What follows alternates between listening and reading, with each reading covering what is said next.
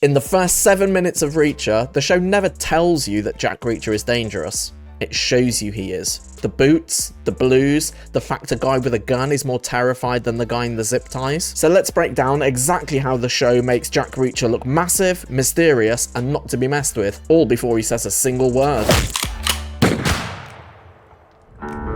Welcome to Reacher Frame by Frame. In this series, we're going to look at the direction, the cinematography, the acting, writing, sound, everything that makes the Reacher show work. Today, we're analysing the first 7 minutes of the pilot and how it establishes the character of Jack Reacher as a giant, a drifter, an absolute mystery, all before he's even said a single word of dialogue. So let's start at the bus stop. We open with blues music, which straight away sets Reacher in this world of Americana, wandering, drifting, that lone wolf vibe, which is where he stays for the rest of the season. And I don't care what anyone says, blues is cool. And what's the first shot that we see of Jack Reacher? It's not his face, it's not his eyes, it's his boots.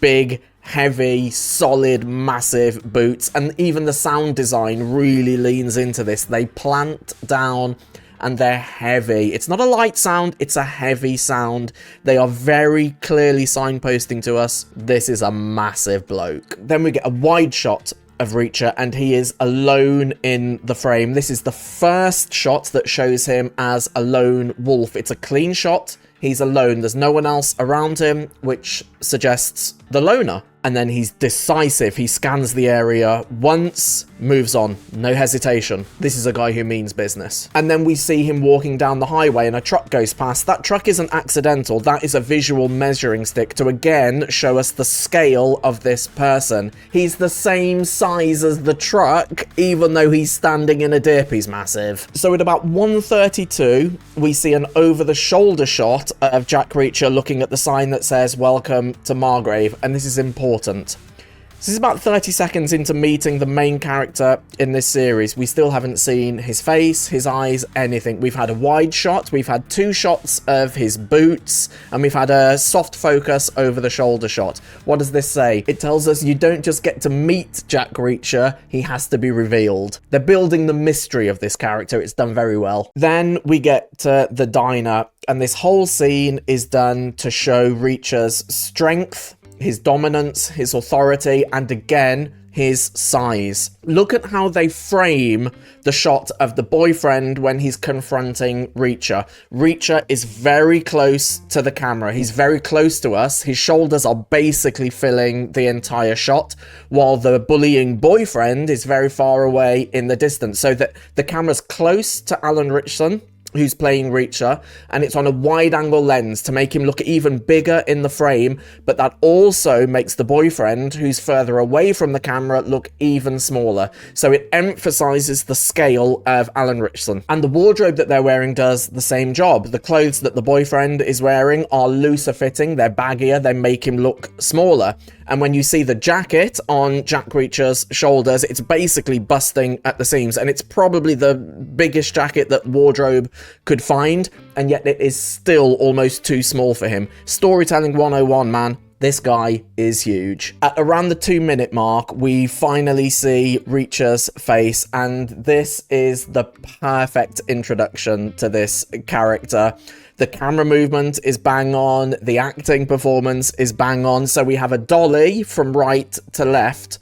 So the camera's moving, which means we are moving, but the character is stock still, which gives him authority, not only over the person in the scene with him, but over us as well. Authority is also added by the fact that the camera is looking up at him ever so slightly, which gives him, again, scale and power. There's also a very slow, very gentle push in, which actually increases his size and adds tension and drama to the shot. And my favorite bit of all in this whole thing is that Alan Ritchson doesn't blink throughout this shot. He is immovable. It is such a power play. It's fantastic. And of course, the boyfriend backs down without Reacher having to say a word. He knows And so do we. Then inside the diner, we learn two things about Reacher immediately. Number one, he's strong, but number two, he's also warm. The first shot is the coffee cup going down, and in soft focus in the background of the shot is Reacher's bicep. The vein is popping out, basically photobombing the entire shot. And then wardrobe again, his t-shirt is far too tight for that bicep. Again, it's subtle because it's soft focus in the background, but again, it's telling us this dude is huge. But not only huge, he's strong. But then the waitress chats to him, which says this guy isn't just an aggressive asshole, because she wouldn't just like chat warmly to him. She smiles at him and he smiles back. So he's not just a troublemaker. He's not just a problem, but actually there's some warmth there. He just happens to be built like a tank. And then there's a wider shot which shows him sitting at the back of the diner. Reacher fans know this is absolutely tactical to get a vantage point of the whole place. But for new fans, for viewers who are meeting Reacher for the first time, this is the introduction. This is a guy who thinks tactically. He likes to have the lay of the land in front of him. And when the police arrive, he hears the sirens. Immediately his brain goes into overdrive. He scans the coffee shop, the diner, to see who are the police here for. He checks out the people over there, checks out the people over there. They're not here for them, so they must be here for him. And you see all of that done with micro expressions, beautiful acting. Richardson absolutely nails that. And the bit that I absolutely love, this is clearly not the first time that this has happened to this character. He knows the drill. He takes his money out. He pays for his meal. He lays his hands down on the table. Again, all of this without a single word being said. The character is in a familiar situation and he knows exactly what to do. This is muscle memory. This is a character that has seen this sort of action before. The filmmakers are showing us all of this without him having to say a single word. It's so good. And then they establish even more authority for Reacher, because despite the fact that there's a police officer with a huge gun that is massive in the frame, it's really cleverly shot because the barrel of the gun is pointing down the lens, which emphasizes the threat to Reacher's physicality. So not only are they showing you that, but Reacher doesn't react. The police officer has to shout everything twice, which shows Reacher has authority over him, because to get the boyfriend to back down, Reacher didn't even have to say anything, and yet this police officer is having to shout everything twice. And then, even more subtle, very clever, when they show the close-up of the gun is shaking, which actually, and the guy's voice is shaking a little bit as well. The guy actually doesn't have any authority at all. It's Reacher who has all the authority in this scene. And then when Reacher finally does stand up and the guy has to raise the butt of the gun to look up at him, again, they're establishing his authority, his dominance, and his physical scale again. Another fantastic bit of acting. The police officer says, "You're under arrest for murder." And despite the fact that all of this has seemed routine to Jack Reacher so far, Alan Richardson gives us a tiny, tiny reaction, a look of confusion. He goes from neutral to confusion, and that's the moment that we know,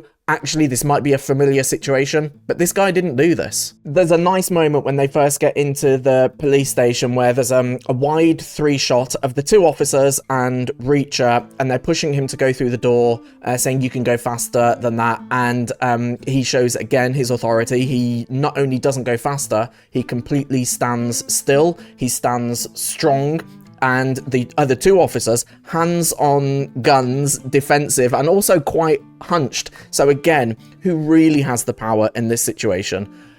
And then we meet Rosco. No nonsense, direct, and Reacher obviously likes that because he goes from defying these two other officers to doing what Rosco is asking of him. And I like that he clearly shows respect to her. I really like the line, "Sasquatch don't talk," because what is Sasquatch? It's massive, it's rare, and it's mysterious. All three things that we associate with Jack Reacher. Very clever writing. One word tells you everything. And then there's probably the best line in the whole episode that follows this, which is about the passport, Jack Reacher, and no middle name. All in one bit of action and one line, you find out all three of those things about this character. He travels light, he carries a passport with him, his name is Jack Reacher, and he has no middle name. That is excellent. It's both exposition and character building in one line. Fantastic. And then, of course, the cuffs don't fit and they have to use zip ties because he's massive. We get it. When Rosco goes to do his fingerprints, there's a couple of really nice moments that I like there. There is a shot of her picking up his hands to do the fingerprints, and it's subtle, but his hands are ginormous. Hers are really quite small. Again, scale. But the subtle thing that they do is the fact that she picks his hands up with two of her hands. She doesn't have to do that, but again, it's emphasizing, and like you're subconsciously going, whoa, are his hands so heavy that she has to use two hands to pick his hands up? The guy's massive. But also in that moment, one of the officers is talking to him and Reacher's just very subtly looking around. And then we cut to, and this is good direction, we cut to a wall with the photos of the officers on, everyone that works in the station, and Reacher's taking it in. Again, it's showing us that this is a guy who is observant and trying to take in all of the details. The detective in him is already hard at work. And then we meet Finley, and for the first time, Reacher really actually shows some interest in someone. The camera goes extreme close up so that even a subtle head movement, which to be fair is pretty much more than Reacher has done so far. It's all been eyes and very smaller movements. Now it's a head movement, but the head movement looks massive because it's an extreme close-up. And this shows us that Reacher is taking interest in this character. We'll find out later on why he takes an interest in this character, but it does make us feel differently about Finley. Then we get into the scene between Reacher and Finley. I really like the fact that Reacher is sitting at the head of the table here. It's very subtle, it's subconscious, but it does say to you, oh, he's at the head of the table, so he's in charge. There's some nice little moments. There's a real character moment where Reacher just smiles at Finley, still not saying anything, but he smiles. And Reacher fans know Reacher sometimes likes to toy with people, and that's what he's doing here, and that pisses Finley off even more, so it makes you warm to the character. You already like Reacher at this point, but you warm to him even more when he does that little smile, because it's a bit of fun. And then he speaks. I don't need a lawyer, and it's not what he says, it's the fact that he says something at all, because when does he say it? He says it when Finley is about to leave the room. So earlier on, we have him looking, seeing Finley. He reacts different to Finley from the outset. I think that's because he realizes that Finley is probably his best way out of here, and when Finley is going to leave the room, the best way to keep him there and therefore get what he wants is to speak. It's not what he says, it's the fact that he speaks at all. So Reacher picks his words like he picks his fights, only when necessary. And then the bit that tells us everything that we really need to know about Reacher. Yeah, he's killed people, but not recently, and not in this town. This guy has seen some action, but following that line, there's a look away. And the thing I like about this line is it could be interpreted in so many different ways. It could be nonchalance, it could be shame, but what it does is it adds to the myth of the character. This huge revelation, yeah, I've killed loads of people, and then, but how does he feel about that? It's genius. And all of that is added to by the first music cue since the blues music at the beginning. So we have one minor sounding note played on a string instrument, which is very commonly used in filmmaking to raise the tension. All of that builds to, oh my goodness, there's been a change of pace here. There's been a change of mood, and now we're getting into the weeds of this episode. This is a guy who has depth, who has secrets, and there's danger there. So in 7 minutes, this show tells us everything that we need to know about the character of Jack Reacher, with him only saying, what, like 2 lines of dialogue? It is such good filmmaking. They establish his size, the mystery, the humor, the intelligence, the danger, all there with the technical elements of the show, the writing, the directing, the cinematography, the acting. It's fantastic. I had twice as many notes as I've included in this episode, so there will be loads that I haven't mentioned here. Anything that you spotted, throw it in, man. I want to hear all about it. Drop it in the comments and maybe we'll discuss it in the next episode. But for now, hit like, hit subscribe, and let me know which scene from Reacher you want me to analyze next. I'm Key, and this has been Reacher Frame by Frame. I cannot wait for the next one.